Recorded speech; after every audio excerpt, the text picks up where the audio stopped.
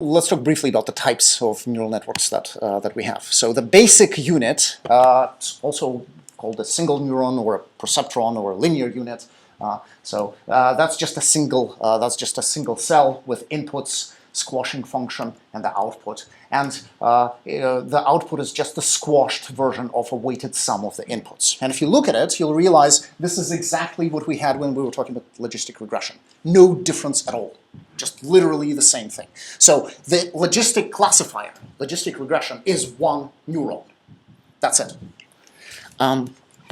When you start putting them together, you end up with a network. And you could have various types of those networks. So if you have a network that is kind of arranged with all the weights pointing in one, with all the connections going in one direction, and without any cycles, you get something that is called a feed-forward neural network. It's called feed-forward because the information from the input units is passed to the next layer of units, and then they compute something based on the logistic equation, and they pass their outputs to the next layer of units, and so on and so forth until you get to the very end.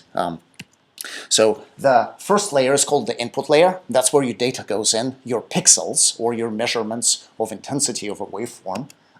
The output layer is what you get at the very end. This is what you want to learn. So this is the class. So if you're trying to say yes or no, you would put in plus ones or minus ones at that level, or ones and zeros in that level. The layers in the middle are called hidden layers, and the convention is if you have more than one of them, you call the network deep.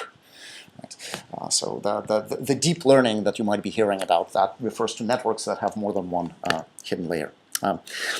Now, if you do something strange and you allow some edges to point back, so if you allow cycles in your network, you get something that's called a recurrent network. They are nice and maddeningly difficult to work with. They're nice in the sense that they can have state. What that means is usually the way the feed-forward network operates is you give it an example, right? So maybe you give it an image. It's going to compute some output, and you take that output. When you give it the next image, it doesn't remember anything about the image that it has seen previously. If you got a network like that, it can actually remember what it has seen before. So it's nice in some situations where you have temporal structure to the data, but it makes these networks really, really difficult to train. So they're not used all that much. The last type of network that I want to touch upon is the symmetric networks. So these are sometimes called restricted Boltzmann machines. It's a funny kind of a network where the edges are undirected, where you could sort of say, the inputs feed to the outputs or the outputs feed to the inputs, and it really doesn't matter. These networks don't have an output layer. They are unsupervised networks. You're not building them to predict anything in particular. You use them in the same way that you use clustering algorithms or mixture models. You feed in your data and you learn some weights that will represent something.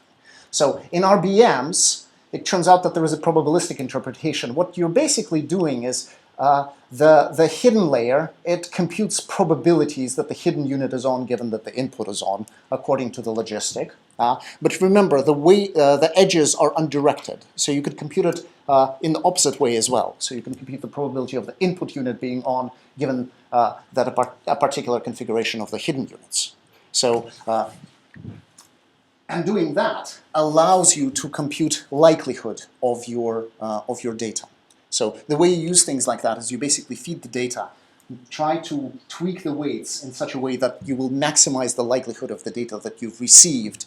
And then you get some values for the hidden units based on the weights that you've learned. And the critical thing is that it's the same set of weights going backwards and forwards. So it seems like a complicated thing. It really is not. It really is just a clustering algorithm, or more accurately, a mixture model algorithm. Right? So what you've seen when we talked about mixture models, that's what an RBM is trying to do. The algorithm that does it, how it does it, is very different. But the final result is the same. You would have a two-component mixture that describes your inputs.